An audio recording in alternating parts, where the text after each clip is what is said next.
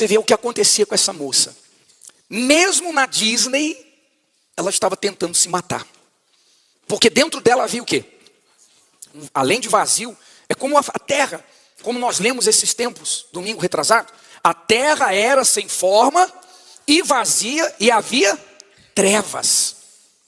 Havia trevas. Assim estava ela. E eu me lembrei da minha mãe. Quando nós chegamos à Igreja Universal, que foi pela televisão, nem tinha igreja na nossa cidade. Um mês depois que a gente estava assistindo o programa, inaugurou em Bauru, 1h30 quase de distância. E eu fiquei 1 ano indo.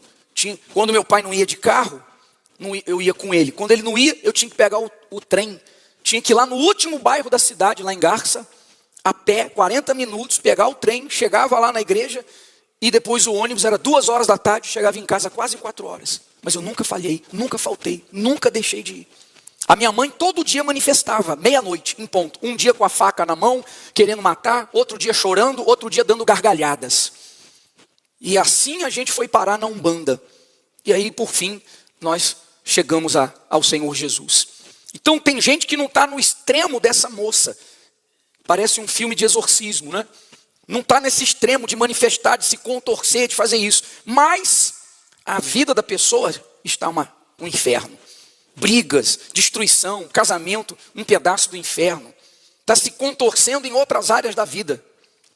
Então quando a pessoa está vazia e quando há trevas, a vida da pessoa assim, é sofrimento. Tudo que ela pensa em conquistar, tudo que ela pensa em ter para ser feliz, e ela tem, vai fazê-la mais infeliz ainda, porque ela vai pensar, e agora? Me formei, consegui o emprego dos sonhos, ou abri a minha empresa, a minha loja, casei, tive filho, e agora? Continuo vazio, continua faltando alguma coisa, continua a sensação de incompleto. O que eu tenho para conquistar agora? Não tem mais nada. E aí a pessoa fica pior ainda do que antes, quando ela estava correndo atrás de um sonho, pensando, esse sonho vai me fazer feliz. Alcança o sonho e não é feliz. E pior, quem está sob o domínio das trevas, que ainda tem pesadelo, tem insônia, depressão, vontade de matar, vontade de morrer, vê vultos, ouve vozes, e para isso tem a sexta-feira, que é um dia só de batalha espiritual, e que a gente ensina a pessoa a lutar contra os espíritos. Mas enfim, sem o Espírito Santo, sempre vai haver um vazio. Sempre. Não tem como fugir disso. Por exemplo, põe aí o Bill Gates, por favor. Casamento de 27 anos que chegou ao fim. Estampou jornais, mas que não tem motivos explícitos para ter acabado. Depois de muito pensar e trabalhar muito em nosso relacionamento, tomamos a decisão de terminar nosso casamento. Tá bom. Tá vendo? Você conhece esse homem aí? O homem, o quê? Mais rico do mundo. O homem mais rico do mundo. A esposa dele também. Ela está entre as mulheres mais ricas do mundo. São pessoas que onde põe a mão, conseguem resolver. São pessoas requisitadas, pagam caríssimo para ter os conselhos deles, para participar de palestras deles. São respeitados na vida profissional, mas porque não têm o Espírito Santo, são vazios. Você viu, você prestou atenção no que ele disse? Após lutarmos muito, trabalharmos, nos esforçarmos para manter o quê? Eles queriam se separar? Não, ele disse que trabalhou muito, lutou muito, se esforçou muito. E sem nenhum motivo aparente. O que é isso? Não briga, não tem motivo aparente. Por que quer separar? Não sei. O que é isso? É o vazio. Porque quando a pessoa tem um vazio dentro dela, ela pensa que alguém tem que fazê-la feliz. Então, provavelmente, ele quer que a esposa faça ele feliz e ela não vai ser capaz. Ela quer que ele faça ela feliz e não vai ser capaz. Essa felicidade da alma não tem dinheiro. O marido pode ser o que for. Você vê que eles não têm problemas. 27 anos casados, sem briga, sem problema. Criaram os filhos direitinho. Podres de ricos. Mas porque há um vazio na alma, olha, eu não sei, eu não entendo, mas sabe, é melhor a gente se separar porque a gente não é mais feliz. É isso aí. Eu não estou feliz.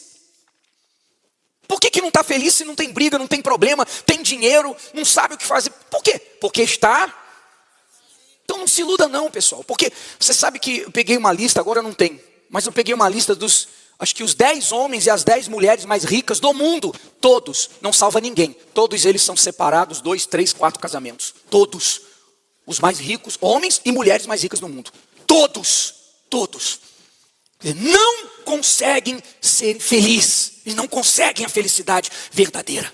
E aí pensa que o problema é a mulher, é um homem, então vamos separar porque eu preciso correr atrás da minha felicidade. Você já ouviu isso? Eu tenho que buscar a minha felicidade. Não, a felicidade não vai estar em ninguém. Você vê que Jesus fala da mulher samaritana, que ela chegou no poço quando ele estava, e a mulher disse que ela teve 5 maridos, e agora ela estava amigada com o 6º. Devia pensar assim, eu vou só me amigar, porque não vai dar certo mesmo, daqui a pouco termina, aí eu nem casada estou. Foi quando Jesus disse, mulher, se você beber da água que eu tenho para te dar, nunca mais você terá sede. Então a sede que ela tinha de ser feliz, não seria saciada com um marido perfeito, com um casamento, com nada. Só com o Espírito de Deus dentro da pessoa. Amém? Então você que está aqui, que tem muitos problemas para resolver, muitos sonhos para você realizar, para você alcançar. Deus quer realizar seus sonhos. Deus quer resolver seus problemas. Mas se você não entender que isso é o menor do que Deus pode fazer na tua vida, isso é migalha, isso é miséria.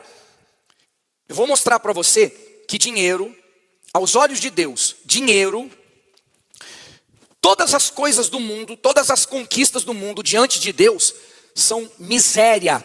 Deus vê o dinheiro, Deus vê as conquistas da terra como uma coisa miserável. Como algo miserável, porcaria. Por maior que seja o seu testemunho de coisas da terra, de cura, de milagre, de libertação do marido, para Deus isso é miséria. Porque o que Deus quer fazer na sua vida é muito maior do que qualquer reconstrução. O que Ele quer fazer é dentro de você. Ele quer tornar você o fogo vivo. Ele quer fazer você como uma coluna de fogo que nós vimos semana passada, que ia no deserto guiando o povo. Amém? Deus quer fazer de você a imagem dele, a semelhança dele. Deus quer fazer de você a glória dele na terra. Então milagres é muito pouco, são muito pequenos, é a menor parte. Então faça corrente, faça campanha, lute, persevere, mas entenda, toda a sua prioridade, toda a sua força tem que estar em ter aliança com Deus, casamento com Deus, comunhão com Deus, porque senão você está perdido. Olha o que Jesus falou com a igreja de Laodiceia. Igreja, preste atenção. Jesus falando com quem? A igreja. O líder da igreja e a igreja. Não é gente incrédula não. Jesus mandou um recado para a igreja. Uma das igrejas do Apocalipse. Ele disse, não querido, aí, obrigado. Como dizes? O que a igreja dizia? Rico sou, estou enriquecido e de nada tenho falta. O que faltava para eles? Esse povo tinha conquistado o quê? Tudo. E porque eles conquistaram tudo, e a fé deles estava só no mundo, na terra, na casa, no dinheiro, nas bênçãos, nos milagres, eles então pensaram, não preciso de mais nada. Tenho tudo. Deus é comigo. Deus é comigo. Eu sou de Deus. Não. Uma pessoa que conquista, que vence, que prospera, não quer dizer que é de Deus, não. Quer dizer que ela está crendo nas promessas de Deus. E as promessas de Deus não vão falhar. Se o agricultor for plantar na terra, a terra vai dizer assim, não, você é assassino. Se você plantar, eu não vou devolver a semente, porque você é assassino, você é ladrão, você não tem caráter, você está traindo a sua mulher. A terra faz isso? Não, a terra, ela devolve tudo que é plantado. E Deus deixou isso para a sua promessa. Para que o mundo saiba que Ele é... Para ninguém dizer assim, eu criei na promessa de Deus e não aconteceu. Eu não sabia que Deus existia. Não. Se a pessoa viver no roubo, no adultério, nas coisas erradas, e fizer como essa igreja, e só buscar isso, quando ela for julgada, no juízo final, ela não vai poder dizer assim, eu não sabia que Deus existia. Não, você sabia, porque você creu na minha palavra e ela se cumpriu na sua vida. Você teve um milagre. Você não se entregou porque você não quis. Você está entendendo? Olha a seriedade da coisa, hein? Não fique aqui querendo só as coisas da terra, porque quando a pessoa fica na igreja querendo só as coisas da terra, que Deus quer dar. Deus quer dar. Até você partir para Nova Jerusalém, até Jesus voltar, Ele quer que você aqui tenha uma vida que glorifique a Ele. Ele quer dar para você. O que você não pode é colocar isso em primeiro lugar, acima de Deus. E achar que porque você está vencendo, então Deus é com você e você se acomoda. Não busca o Espírito Santo como prioridade, com toda a força. Ou depois que recebe o Espírito Santo, se acomoda. Se torna uma pessoa religiosa. Porque olha como é que Jesus estava vendo eles. Como dizes, rico sou, estou enriquecido, de nada tenho falta. E não sabes que és um? Fala alto. Está escrito, Jesus falou isso aí. E João escreveu: és um desgraçado, miserável, pobre, cego e nu.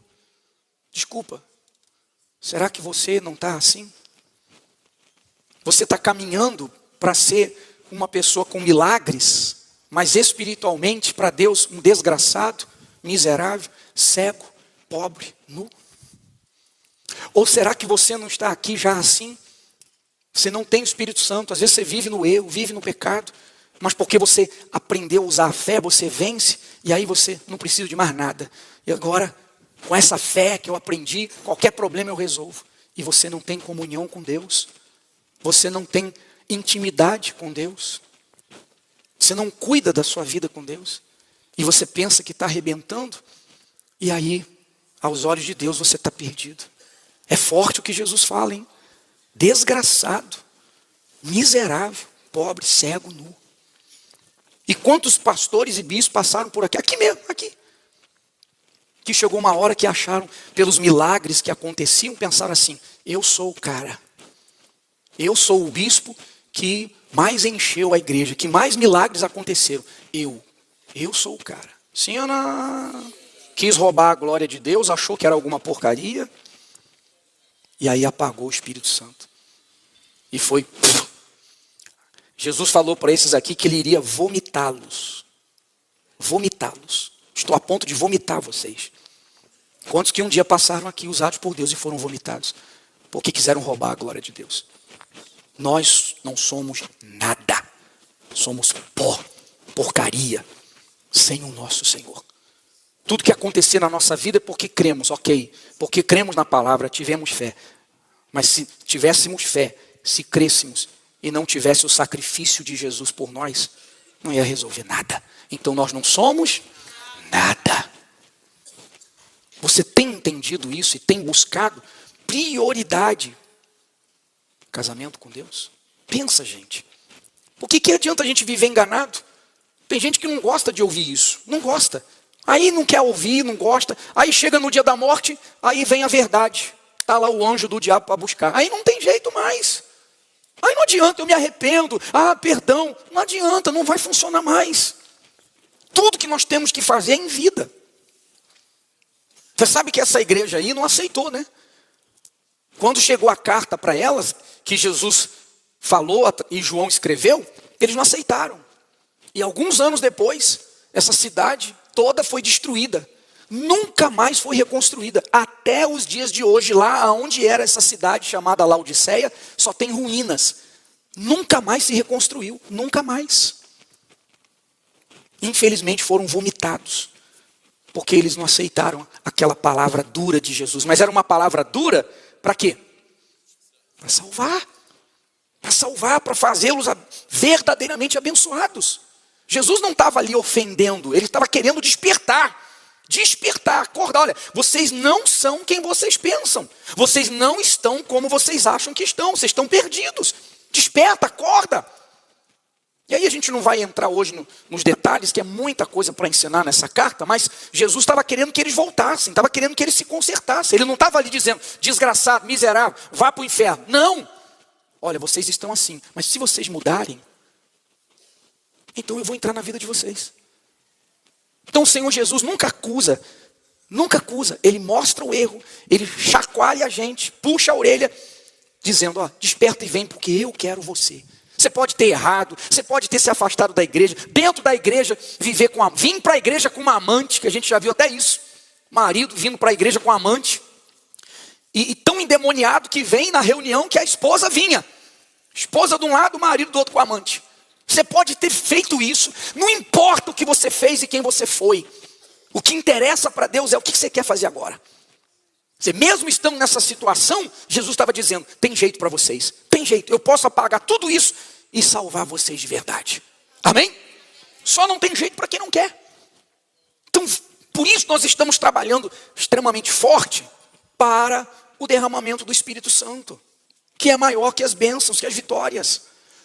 Priorize isso na sua vida. E quarta-feira está dentro, faz parte. Porque como é que eu vou crescer espiritualmente sem a palavra de Deus? Quarta-feira é dia de palavra para renovação, para avivamento, para fortalecimento. De repente você fala assim, bispo, quarta-feira é ruim, é isso, é aquilo, é trânsito, é cansaço. Sim, mas quarta-feira passada tinha 4.000 pessoas aqui que tem que enfrentar o trânsito, cansaço, uma série de coisas. Uma senhora que diz que pega 2 ônibus para chegar aqui, para voltar para casa, mas estava aqui, fora o dia inteiro. Como é que Deus vai ver uma pessoa que diz assim, não, é difícil. E vai fazer por ela o mesmo que faz pela outra que diz, é muito difícil. Mas aí é que eu vou mostrar para Deus que eu quero a minha salvação. Nós estamos aqui, falta isso aqui para Jesus voltar. Os sinais estão se cumprindo. E quando ele voltar, você vai estar pronto? Eu vou estar pronto? Pensa nisso. São pequenos sacrifícios pela eternidade. E enquanto estivermos aqui, uma vida de verdade. Amém? Pare de enxergar as coisas de Deus ou as coisas para Deus como sacrifício. Não, sacrifício é viver sem Deus. Sacrifício é viver perdido, sem saber o que fazer da vida. Sacrifício é morrer e ir para o inferno e nunca mais sair. Isso é sacrifício. Isso é uma vida de sacrifício. Mas com Deus não. Porque Deus é glorioso, santíssimo.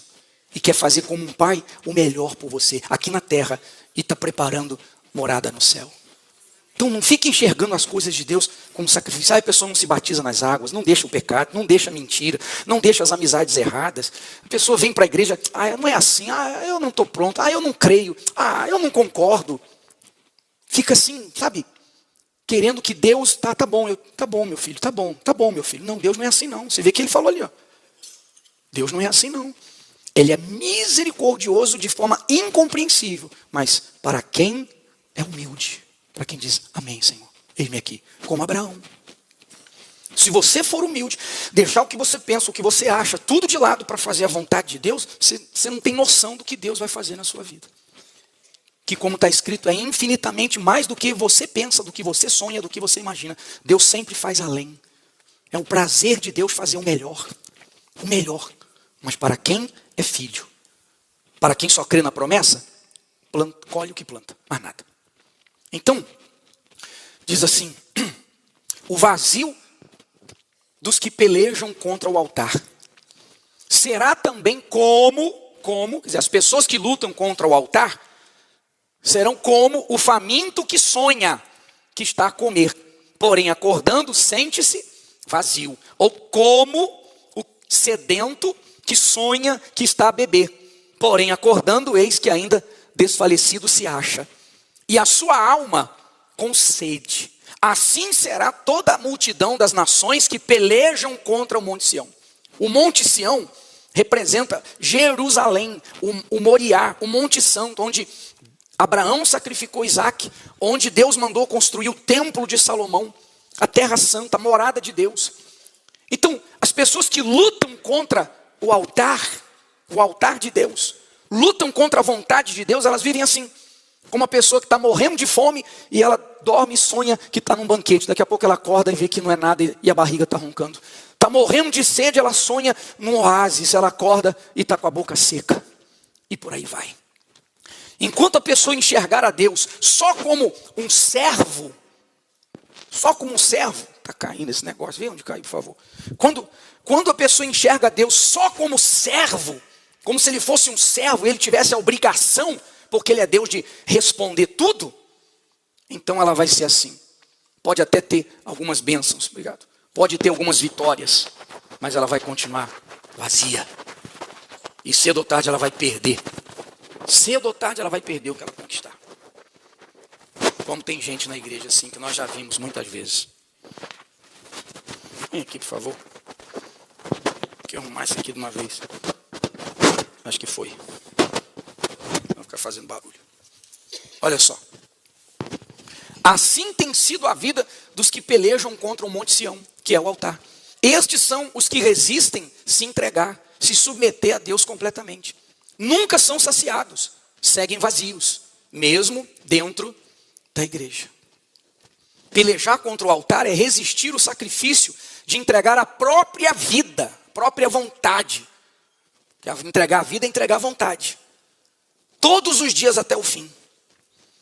E aí Davi diz: faze-me justiça, ó Deus, e pleiteia a minha causa contra a nação ímpia. Livra-me do homem fraudulento e injusto. Aí, quando Davi estava fugindo de Saul, estava no deserto, sendo perseguido, e ele está ali dizendo quanto que ele suspirava, desejava chegar aonde? Ele queria ir para o templo, para o altar de Deus, o tabernáculo. Então, no meio da guerra, no meio da aflição, qual era o desejo de Davi? Ser livre dos problemas? Não, ir para o altar de Deus. Porque ele sabia que, como a vida dele era de Deus, no altar de Deus ele resolveria tudo. Pois tu és o Deus da minha fortaleza. Por que me rejeitas? Porque ando lamentando por causa da opressão do inimigo? Quer dizer, porque, se o Senhor é o meu Deus, então por que eu vou viver lamentando? Se o Senhor é o meu Deus, por que eu vou viver sendo oprimido? Se o Senhor é o meu Deus, por que eu vou viver com a minha vida correndo risco de morte? Não era nem de perder alguma coisa. Não. Aí ele diz: envia a tua luz e a tua verdade, para que me guie e me leve aonde? Ao santo monte, o altar, e os teus tabernáculos. Então irei ao altar de Deus, a Deus, que é a minha grande alegria, e com harpa te louvarei, ó Deus, Deus meu. Me leva para o altar, porque no altar, a minha vida no altar, a minha vida entregue no altar, nela eu terei o Senhor, o socorro, o livramento, tudo que eu preciso. Então o desejo de Davi, diante dos problemas, não era se ver livre dos problemas, era estar no altar, era estar em conexão com Deus, no altar. Por isso ele foi o que foi, e quando errou, conseguiu se consertar. Então às vezes a pessoa fica na igreja perdendo tempo, porque ela não quer sacrificar o que ela acha, o que ela pensa, não quer sacrificar suas vontades. Eu aprendi assim, eu aprendi assado, mas não está funcionando, não está dando certo. Não, vir todo domingo é muito difícil, então é mais fácil continuar sofrendo e querer que Deus faça uma mágica. Não, eu só quero ir uma vez e Deus abre o céu e pronto, para mim não precisa vir mais. Sim ou não? Quer dizer, muitas pessoas, tudo que envolve a Deus, elas veem como pesado, sacrifício. Como é que Deus vai se agradar da gente se a gente pensar assim? Tudo que envolve a Ele é demais. As pessoas vão aí para shows, para ver cantores, ficam 1 semana, 2 semanas acampados para sentar perto. Pode chover, pode fazer frio, seja o que for. Elas vão lá porque para elas não é sacrifício. Elas vão ver os ídolos delas. Sim ou não? Mas para Deus, os que se dizem de Deus, tudo é difícil. Não permita que isso aconteça com você. Você tem que valorizar, mostrar o valor que Deus e as coisas de Deus têm para você. Porque aí você cresce na intimidade, na comunhão com Deus. Esse é o erro de muita gente. É querer achar que a igreja vai resolver a vida dela. Que por vir à igreja, Deus, está dentro da igreja, toma. Não, Deus nos chama ao santuário para nos ensinar. Para que nós tenhamos conexão com Ele, não precisamos depender de pastor, de bispo, de ninguém. Deus nos chama aqui para chegarmos a Ele. Então se você vem aqui e não busca essa conexão com Deus, o máximo que você vai conseguir é usar a fé na promessa e ter milagres. Mas nada, amanhã você perde até esse milagre que você conseguiu e a gente está cansado de ver isso. Então, você quer se entregar de verdade, se render, sacrificar o que você acha, o que você pensa, mágoa, amizades erradas.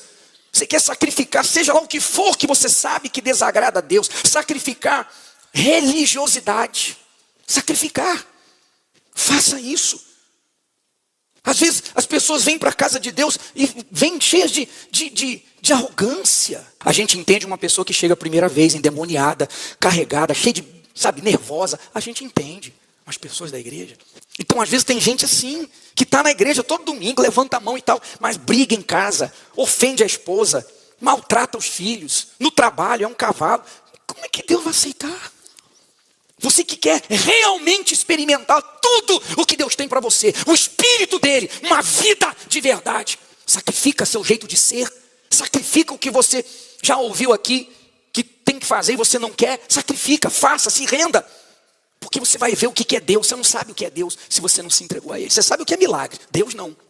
Olha só, porém o rei disse a Araúna, não, quando ele foi fazer o sacrifício, e o dono quis dar um monte para ele, mas por preço justo te comprarei, porque não oferecerei ao Senhor meu Deus holocausto que não, olha a visão de Davi, não, eu não vou apresentar nada a Deus que não me custe nada. Tudo que eu fizer para o meu Deus tem que mostrar esforço, tem que mostrar que eu valorizo, eu dou valor às coisas de Deus. Eu não vou fazer nada de qualquer maneira. Deus não vê o que a gente fala, ele vê o que a gente faz. O que interessa para Deus não é o que a gente fala, é o que a gente faz. É isso que conta para Deus. E Jesus falou isso, olha só. Este povo se aproxima de mim com a sua boca e me honra com os seus lábios, mas o seu coração está longe de mim. E disse mais, por que me chamas Senhor, Senhor, e não fazeis o que eu digo? Então Deus não fica atento ao que eu falo, ele fica atento ao que eu faço, ou deixo de fazer. Então, eu só vou mostrar o testemunho dessa senhora, que mostra o erro de muita gente. E depois nós vamos orar. Se você que falar, bispo, eu quero entregar minha vida, eu quero entregar minha alma. Sacrifício do altar, eu não tenho nem dificuldade. Eu creio. E eu faço, eu já estou com o meu sacrifício pronto, estou gerando o meu sacrifício. Mas realmente, eu não tenho sacrificado outras coisas. Eu não tenho sacrificado o meu jeito de ser com a minha esposa, com o meu marido. Enfim, seja lá o que for, que o Espírito Santo te fale. E eu quero sacrificar. Eu não tenho buscado a Deus para ser o meu pai, meu Senhor, o amor da minha vida. Eu tenho buscado a Deus para ter coisas, para vencer na vida.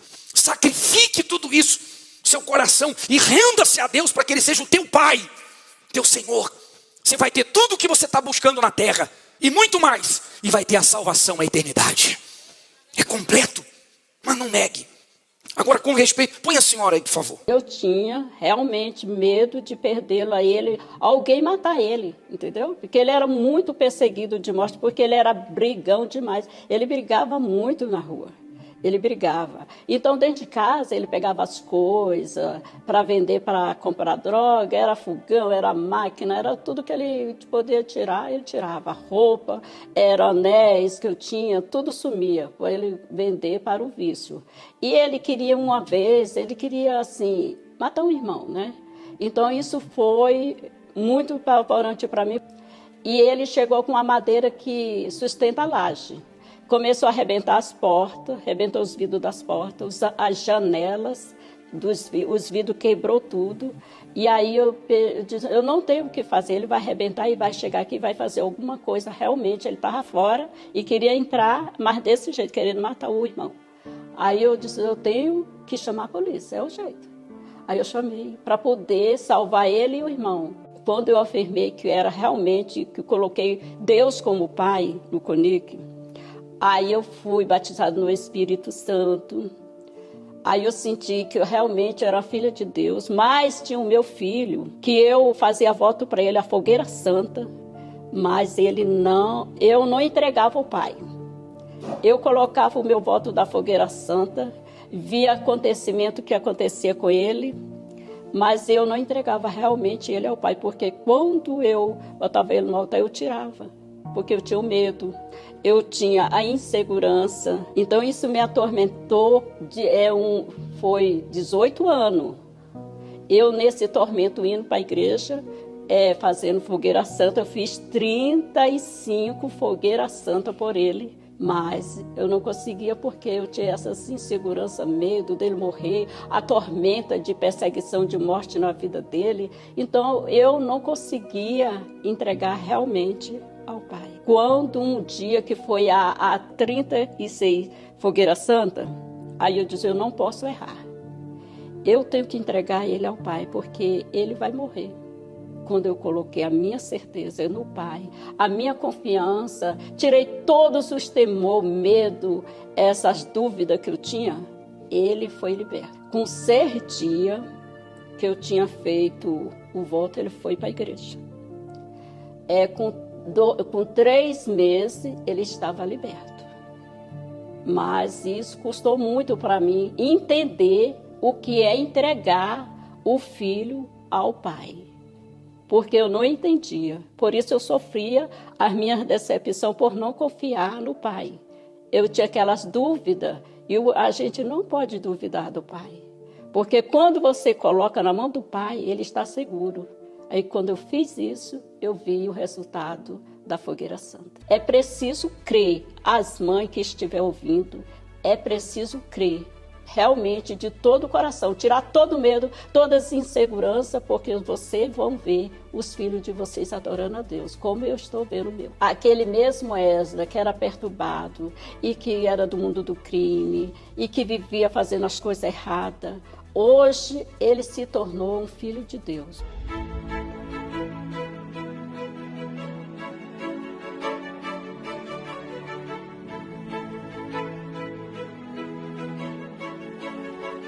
Deu para entender? Quantas fogueiras santas ela fez? 35. 18 anos. Mas ela não tinha o Espírito Santo. E toda vez que fazia pelo filho, ela sacrificava o material. O sacrifício do altar tem que representar o sacrifício, quer dizer, a morte da natureza humana. Ela não sacrificava o medo do filho morrer. Ela não sacrificava o desespero, a insegurança. Onde está meu filho agora? Então muita gente já fez a campanha mais poderosa que tem, que é a Fogueira Santa, e não foi respondido. Por quê? Porque não foi sacrifício. Sacrifício só é sacrifício quando você apresenta no altar aquilo que exige de você. Um esforço, um sacrifício, uma fé, uma confiança. Vou entregar o medo, vou entregar a dúvida, vou entregar o desespero, eu vou confiar 100%. Estou fazendo para Deus. Deus não pode falhar. Então às vezes você vem também na igreja há anos, você faz tudo. Mas você não deixa o seu medo, você não entrega o teu filho. Não tem como ele morrer porque eu entreguei ele para Deus. Ou filha, ou marido, ou casamento. Então se você vai fazer essa Fogueira Santa, faça correto. Deus não precisa de tempo. Deus só precisa de entrega. Então entregue de verdade. Se renda de verdade. Porque Deus vai fazer coisas extraordinárias no nosso meio. Feche os seus olhos, por favor.